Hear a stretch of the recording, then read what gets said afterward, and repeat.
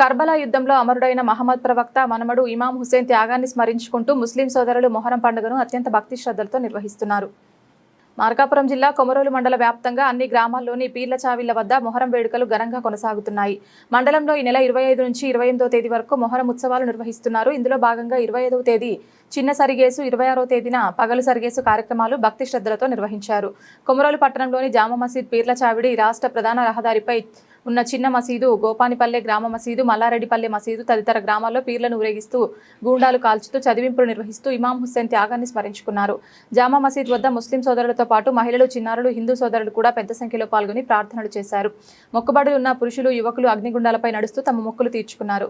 ముజావర్ల వివరాల ప్రకారం ఈ నెల 27వ తేదీన పెద్ద సరిగేసు, 28వ తేదీన ఆదివారం పీర్ల స్నానం కార్యక్రమం నిర్వహించనున్నారు. ఇస్లామిక్ చరిత్ర ప్రకారం 61వ హిజ్రీ సంవత్సరంలో కర్బలా యుద్ధంలో అన్యాయ పాలనకు వ్యతిరేకంగా పోరాడి వీరమరణం పొందిన ఇమాం హుస్సేన్, ఆయన కుటుంబ సభ్యుల త్యాగానికి గుర్తుగా ప్రతి సంవత్సరం మొహరం పండుగను నిర్వహిస్తారు. 2 తెలుగు రాష్ట్రాల్లో ఈ పండుగను పీర్ల పండుగ పేరుతో కూడా భక్తి శ్రద్ధలతో జరుపుకోవడం ఆనవాయితీ.